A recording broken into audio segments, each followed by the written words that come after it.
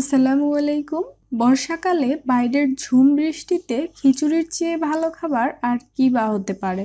তাই তো আজকে খুবই সহজভাবে ঘরে থাকা ভাতের চাল আর মসুর ডাল দিয়ে ভীষণ মজাদার ভুনা খিচুড়ির রেসিপি শেয়ার করতে চলে এলাম। এভাবে করে ভাতের চাল দিয়ে খিচুড়ি বানালে গ্রানের চারপাশ মৌ মৌ করবে। তো চলুন তাহলে মজাদার এই ভুনা খিচুড়ি কিভাবে তৈরি করবেন দেখে নিন। খিচুড়ির জন্য প্রথমেই চুলার আঁচ মাঝারিতে রেখে কড়াইয়ে দিয়ে দিচ্ছি হাফ কাপ সরিষার তেল। তারপর দিয়ে দিচ্ছি কিছু গরম মশলা, এলাচ, দারচিনি এবং তেজপাতা। তো এবার এই মশলাগুলো থেকে যখন সুন্দর ঘ্রাণ বের হতে শুরু করবে, ঠিক সে পর্যায়ে এতে দিয়ে দিচ্ছি দুটি বড় সাইজের পেঁয়াজ কুচি, 1 চা চামচ দিয়ে দিচ্ছি রসুন কুচি আর দিয়ে দিচ্ছি 1 চা চামচ আদা কুচি। এবার এই সব কিছু চুলার আঁচ মাঝারিতে রেখে হালকা লালচে করে ভেজে নিয়েছি। তো এই সব কিছু কিছুক্ষণ ভাজার পর যখন হালকা লালচে হয়ে গেছে, তখন আমি চুলার আঁচ একদম কমিয়ে 1/4 কাপ পানি দিয়ে দিচ্ছি। তারপর এতে 1 টেবিল চামচ দিয়ে দিচ্ছি পেঁয়াজ বাটা, 1 টেবিল চামচ আদা বাটা, 1 টেবিল চামচ রসুন বাটা, 1 চা চামচ দিয়ে দিচ্ছি জিরা বাটা, মরিচের গুঁড়া দিয়ে দিচ্ছি 1 টেবিল চামচ, আপনাদের স্বাদ মতো দিতে পারবেন। দিয়ে দিচ্ছি হলুদের গুঁড়া 1 চা চামচ আর দিচ্ছি স্বাদ মতো লবণ। এবার এই সব কিছু ভালোভাবে মিশিয়ে চুলার আঁচ মিডিয়াম লোতে রেখে 5 মিনিট ভেজে নিয়েছি।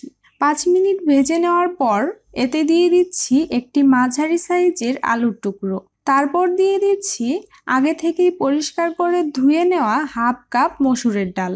এবার এই সব কিছু আবারও ভালোভাবে নেড়ে আমি চুলার আঁচ লোতে রেখে 5 মিনিটের মতো ভেজে নিয়েছি। ভেজে নেওয়া হয়ে গেলে এবার এর মধ্যে আমি 1 কাপ পানি দিয়ে দিচ্ছি। তারপর ঢাকনা দিয়ে ঢেকে চুলার আঁচ মিডিয়াম টু লোতে রেখে আমি ডাল ভালো করে কষিয়ে নিয়েছি। মাঝে মধ্যে একটু ঢাকনা খুলে নেড়ে দিয়েছি যাতে করে নিচে পুড়ে না যায়। তো আমাদের ডাল কষানো হয়ে গেছে। এই ফাঁকে কিন্তু ডাল এবং আলু অর্ধেকের বেশি সিদ্ধ হয়ে এসেছে আর মশলার তেল উপরে উঠে এসেছে। এ পর্যায়ে আমি এতে দিয়ে দিচ্ছি চাল। আমি এখানে 1 কাপ ভাতের চাল পরিষ্কার করে ধুয়ে তারপর পানি ঝরিয়ে নিয়েছি। দেখতে পাচ্ছেন চালগুলো কিন্তু পানি ঝরানোর পর একদম ঝরঝরে হয়ে গেছে। অবশ্যই খিচুড়ি রান্নার আগে থেকে চাল পরিষ্কার করে ধুয়ে পানি ঝরিয়ে নেবেন, তাহলে খিচুড়ির রেজাল্ট অনেক ভালো আসবে। তো এবার চাল দেওয়া হয়ে গেলে আবারও আমি সব কিছু নেড়ে 5 মিনিটের মতো ভেজে নিয়েছি। তারপর আমি এতে কুসুম গরম পানি দিয়ে দিচ্ছি 2.5 কাপ। আমি যেহেতু এখানে 1 কাপ চাল দিয়েছি আর ডাল আমি আগে থেকেই সিদ্ধ করে নিয়েছি, তাই চালের পরিমাণ অনুযায়ী আমি এতে 2.5 কাপ পানি দিয়ে দিচ্ছি, মানে 2 কাপ আরও হাফ কাপ। তো এবার পানি দেওয়া হয়ে গেলে আমি ঢাকনা দিয়ে ঢেকে চুলার আঁচ মাঝারির থেকে একটু কমিয়ে চালে একটা বলক উঠিয়ে নিয়েছি।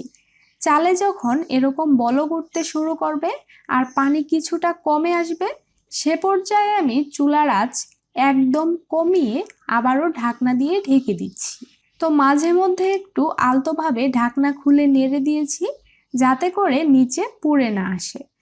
আমি ঢাকনা খুলে এবার এই ফাঁকে এর মধ্যে কিছু কাঁচামরিচ দিয়ে দিচ্ছি, এতে করে খিচুড়িতে ভালো ফ্লেভার আসবে। কাঁচামরিচ দেওয়ার পর এবার আমি চালগুলো এভাবে করে চারপাশ থেকে এনে জমিয়ে নিয়েছি। তারপর আমি আবারও ঢাকনা দিয়ে ঢেকে চাল পুরোপুরি সিদ্ধ হওয়া পর্যন্ত চুলার আঁচ লোতে রেখে খিচুড়ি রান্না করে নিয়েছি। তো আমার খিচুড়ি রান্না হয়ে গেছে, চালগুলো খুব সুন্দরভাবে সিদ্ধ হয়ে এসেছে। এ পর্যায়ে আমি চুলা বন্ধ করে দিয়েছি। তারপর এর মধ্যে আবারও 1 টেবিল চামচ সরিষার তেল দিয়ে দিচ্ছি, এতে করে খিচুড়িতে খুবই ভালো ঘ্রাণ আসে। সরিষার তেল দেওয়ার পর ঢাকনা দিয়ে ঢেকে চুলা বন্ধ থাকা অবস্থায় কিছুক্ষণ আমি চুলার উপরে রেখে দিয়েছি, এতে করে খিচুড়ি হালকা একটু ঠান্ডা হয়ে পুরোপুরি ঝরঝরে হয়ে যাবে।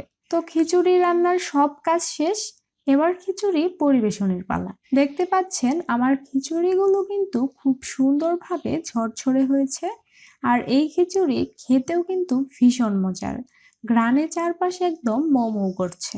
এই বর্ষায় চাইলে আপনারাও এভাবে করে খিচুড়ি বানিয়ে খেতে পারেন। আশা করি আমার আজকের খিচুড়ি তৈরির রেসিপি আপনাদের কাছে অনেক ভালো লাগবে। আবারও খুব শীঘ্রই দেখা হবে নতুন কোনো রেসিপি নিয়ে। ততক্ষণ পর্যন্ত সকলেই ভালো থাকবেন এবং নিরাপদে থাকবেন। আল্লাহ হাফিজ।